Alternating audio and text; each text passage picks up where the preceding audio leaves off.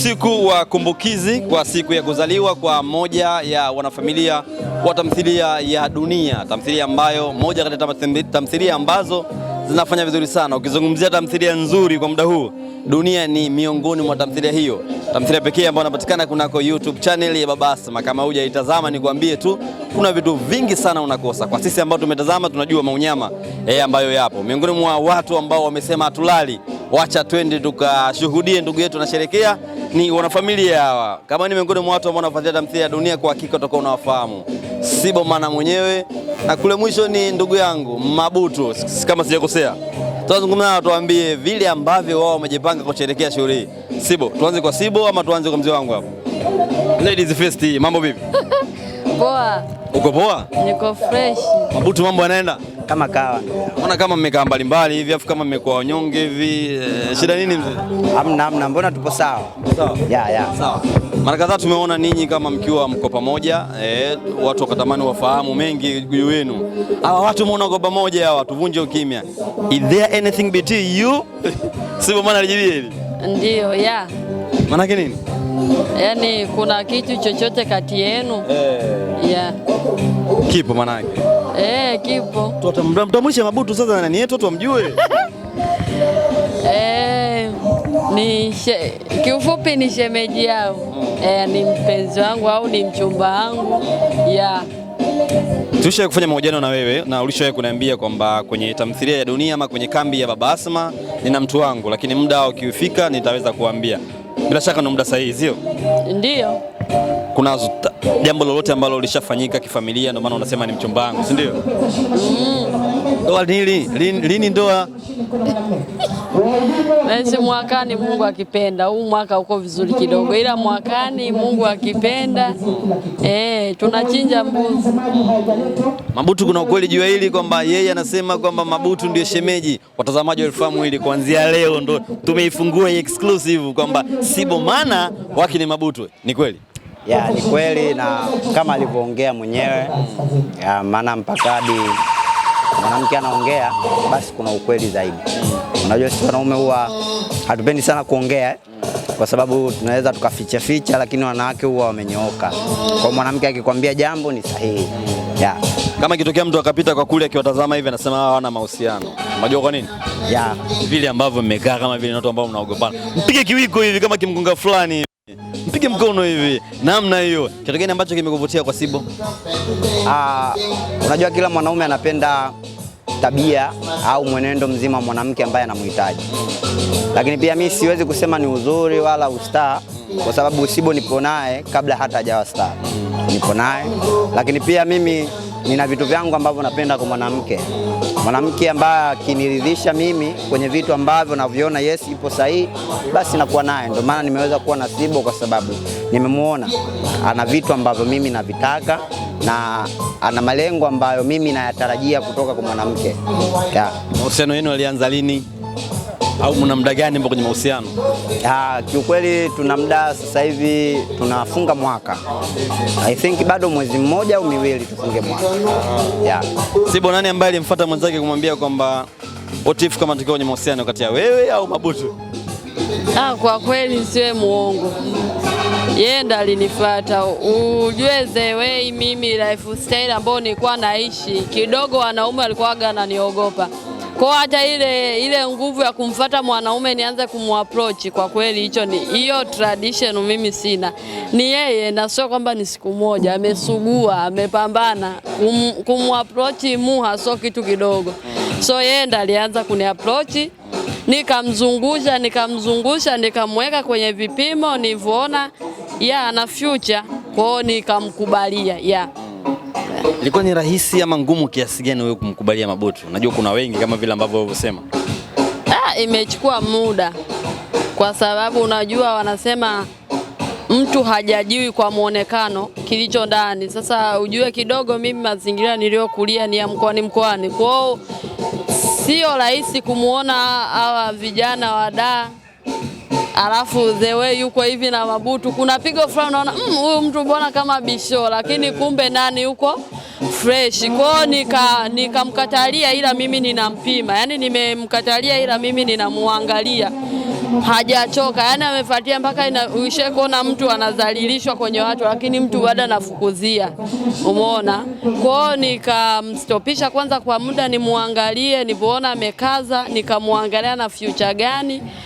Yakaanza mwezi mpaka saizi tunaingia mwaka, almost tunafunga mwaka, usiweza kula tunafunga mwaka ya Mambutu, the way ambavyo Sibo anaigiza, kuna namna fulani hivi, kuna sini zile za mahusiano, za mapenzi.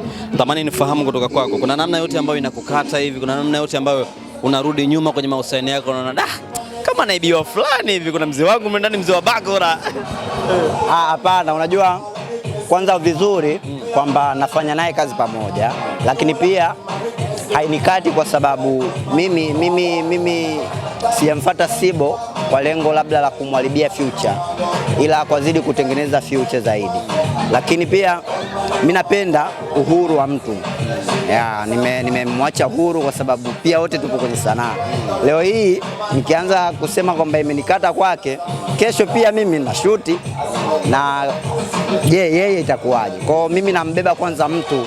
Mfano mimi nikimchukulia jambo hili, yeye atanichukuliaje? Sawa, tuanze na kitu kizuri. Sibo, kitu gani ambacho kizuri umekipenda kutoka kwa Mambutu? Yaani kitu ambacho kimekufanya unanielewa? Yaani kuingia kwenye mahusiano na kitu fulani hivi kizuri. First kabisa ana vitu vyangu. Kila mtu ana vitu ambavyo anavipenda kwa mwanaume. Mimi napenda wanaume weusi warefu, zeni wale wenye tabia fulani, yani mwanaume fulani sio mtu wa Mungu sana, hiyo nayo inakata. Yani yule mtu ambaye anaelewa ni nini anakifanya, amenyooka, ni mvulana ambaye anajitambua, anaelewa mimi ni nani, natakiwa nifanye nini, huu ni wakati gani, wakati wa kucheka asinune, wakati wa kununa anune, hivyo Mambutu, kitu gani kizuri ambacho umekipenda kutoka kwa Sibo?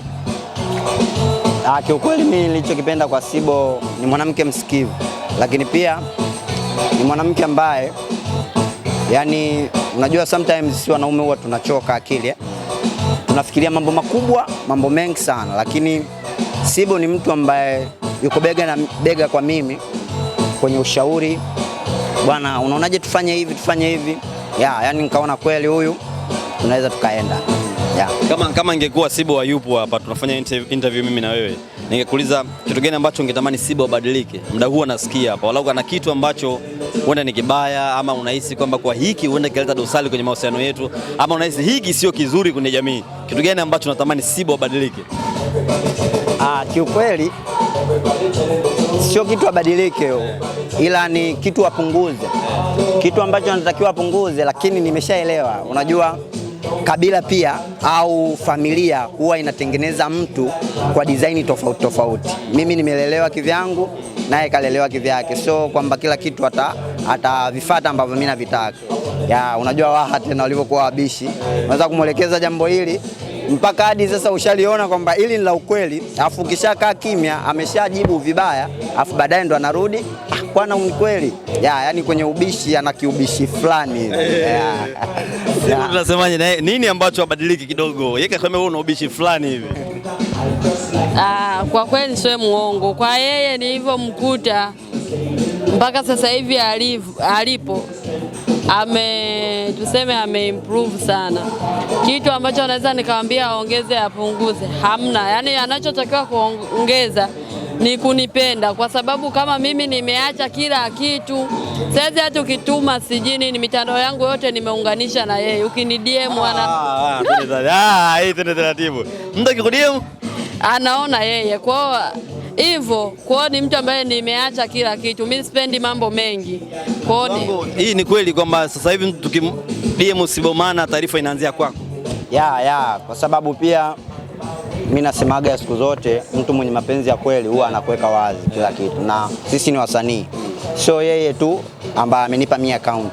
Yani account kama tumebadilishana, kwa sababu account yangu pia naiona yeye na mimi account yake naiona mimi. Lengo ni kuto kutengeneza konvo yoyote ambayo itatokea tukaja tukaharibu mahusiano yetu, kwa sababu sisi ni wasanii.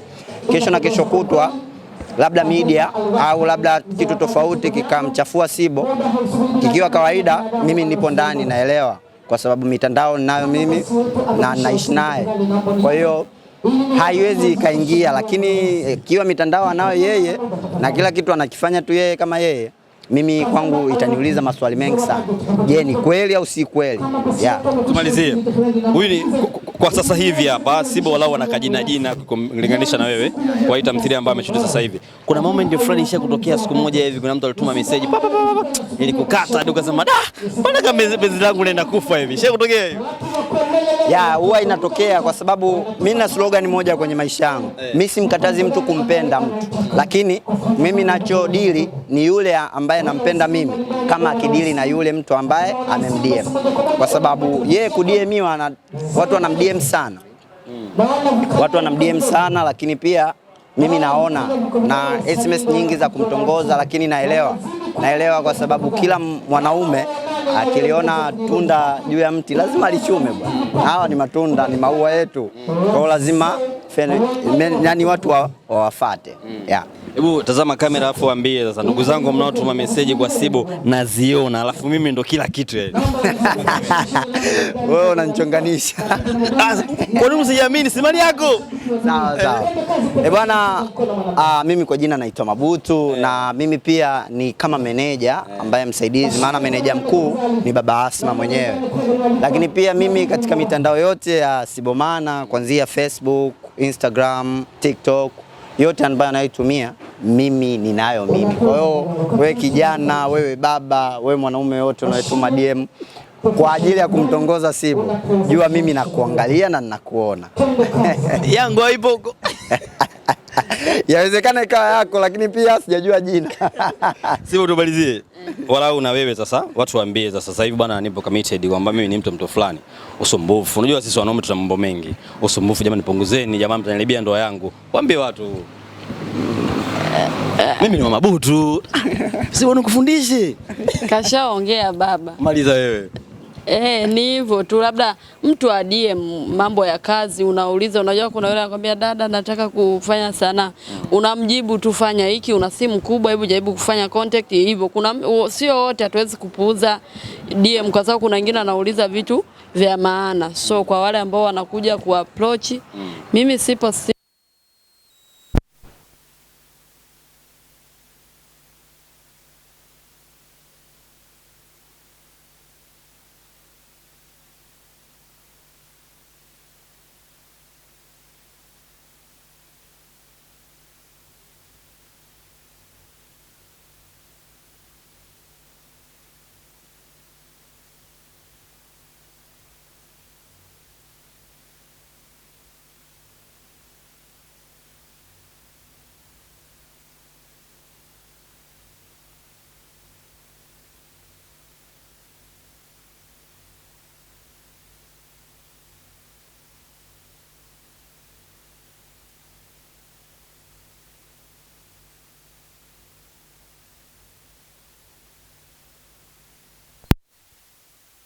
napambana